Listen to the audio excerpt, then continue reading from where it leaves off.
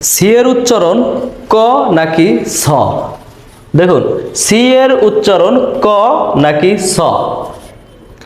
C এর পর E I এবং সেমি ভাওয়েল হিসেবে ওয়াই থাকলে, সি এর পর ই আই এবং সেমি ভাওয়েল হিসেবে ওয়াই থাকলে এর উচ্চারণ হবে স।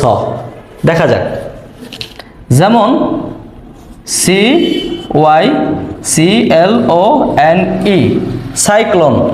এখানে সি এর পর ওয়াই রয়েছে, সাইক্লোন, তাহলে সি এর উচ্চারণ হয়েছে স, সাইক্লোন।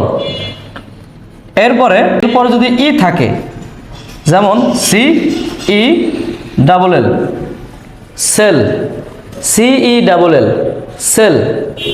সি এর পরে ই থাকার কারণে এখানেও সি এর উচ্চারণ স হবে, C I R L E, circle, circle. অর্থাৎ সি এর পর যদি আই থাকে, হ্যাঁ, সি এর পর যদি আই থাকে তবুও সি এর উচ্চারণ স হবে, সার্কেল।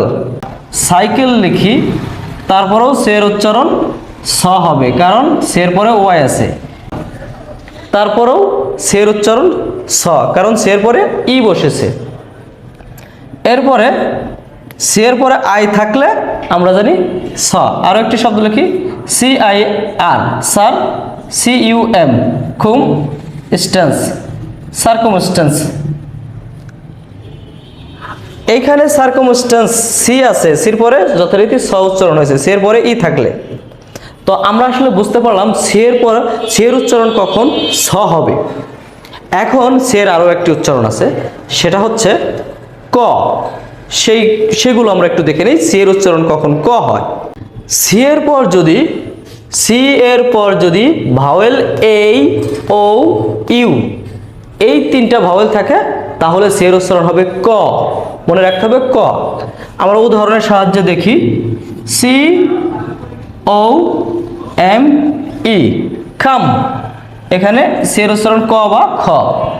এরপরে সি এই এম ই, খেম। সি এর পরে এই আছে, এই জন্য ক বা খ হয়েছে। এরপরে C U, C U M B E R, cucumber. C এর পরে ইউ আছে, এজন্য সি এর উচ্চারণ ক। অর্থাৎ এই তিনটার ক্ষেত্রে ও এই ইউ, সি এর পরে যখন ও এই ইউ থাকবে তখন এর উচ্চারণ হবে ক। আশা করি সি এর উচ্চারণ কখন ক এবং কখন ছ হবে বুঝতে পেরেছেন। তো এখন নিজেই কিছু ওয়ার্ড বাছাই করুন, সি এর উচ্চারণ কখন ক এবং কখন ছ হয়, এবং কমেন্ট করে লিখুন। ভিডিওটি ভালো লাগলে অবশ্যই লাইক, কমেন্ট, শেয়ার করে পাশে থাকবেন। চ্যানেলটি সাবস্ক্রাইব করে দেবেন এবং পেজটি ফলো করে দেবেন। আসসালামু আলাইকুম।